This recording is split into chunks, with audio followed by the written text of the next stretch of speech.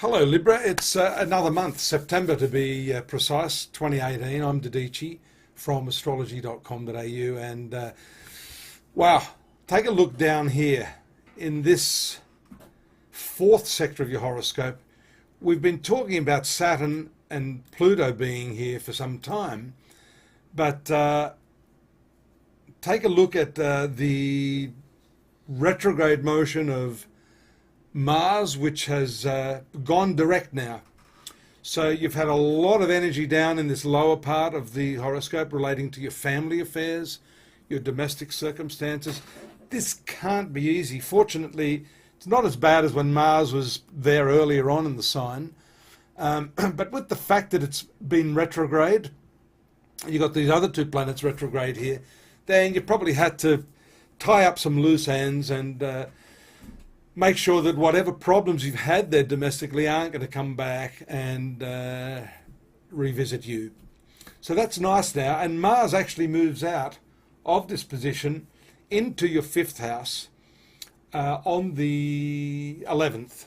Now, prior to that, if I just accelerate the chart, fast forward a little bit so we can see this new moon that's going to take place here in the 12th house of your horoscope. You noticed also that on the 6th, Mercury, the ruler of this area, moved into this 12th house as well. So you've got three planets here in this very, very intense opposition influence from Neptune, the natural ruler of spirituality in this 12th house, casting its light here. So this brings with it some real power for you to make some breakthroughs within yourself.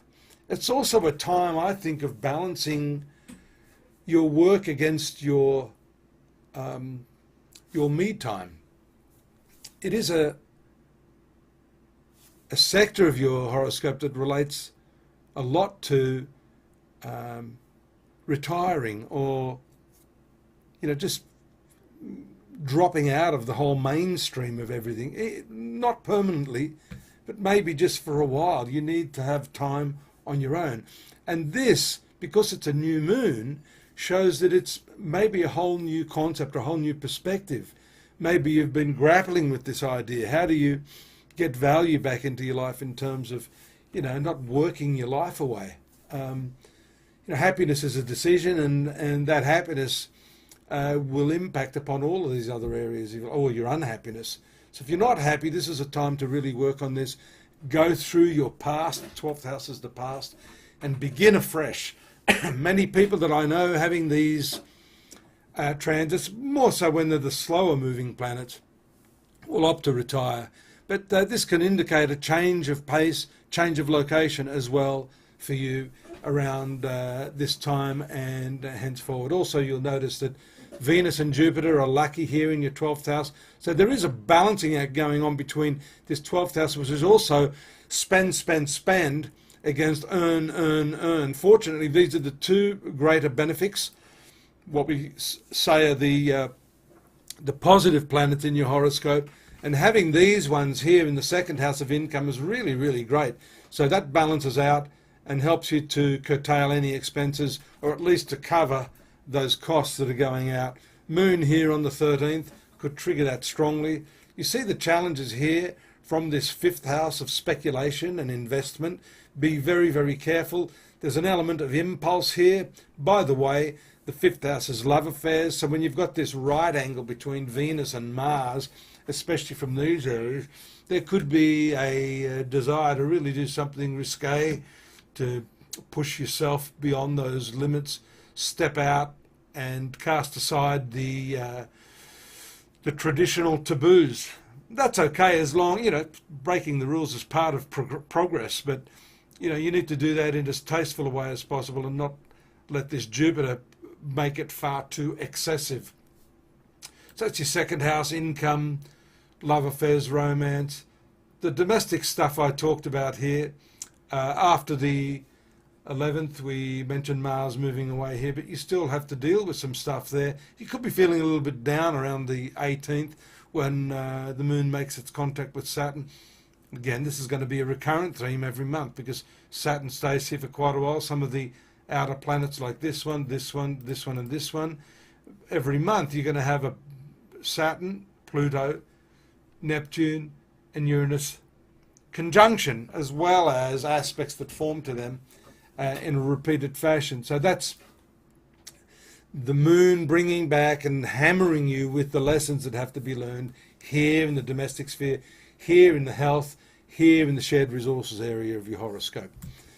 So let's keep this going here. We see that speculative urge, and again, lots of challenging aspects here after the 20th, which require you to just step back and rethink things carefully. I'd have a preference for you to hold off until Mercury moves into your sun sign on the 22nd, and you'll notice these planets there, both the Sun and Mercury, stepping up the energies. And this is important because this is the solar return for you after the 22nd, empowering you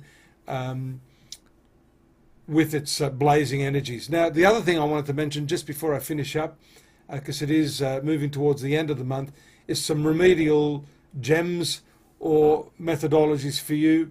Here you can strengthen Venus to bring you some good fortune with diamonds, clear quartz crystals, and the white colours will be very useful for the finances and banking because it rules not only your sun sign but the 8th house of shared resources. The other gem for you is the green emerald, peridot, or you can use malachite, green tourmaline, any of these. Jade is very, very good for clarification and to give you good communication skills. That can offset some of the problematic planets that we see down here in your chart. The other thing I just missed, which I wanted to talk about, was the powerful full moon here taking place along with this Mercury in the angle in your 7th house of marriage. So some very important, notable influences starting to dawn upon you in the relationship area of your horoscope. And that starts around the 25th, the Tuesday, 25th of September, when the full moon takes place in this area. So these lunations are important, especially when they're in the angle like this. Erratic sort of nature. You might feel things coming up from your subconscious at this time, things that need to be dealt with, and that can happen at the drop of a hat with your partner. It can be business partners as well. And the month finishes with this lovely transit of the moon back in triangular position to the Sun, Mercury, Mars here, in the 9th house of journeys and expansion of your horizons, if I could put it that way. Take a bit of an extra look, I think I could suggest, at astrology.com.au, and you can find out more about what's happening to you there. Don't forget our free psychic oracles, lots of them. And feel free to drop me a line, say hi, and look forward to your company next month. Bye-bye.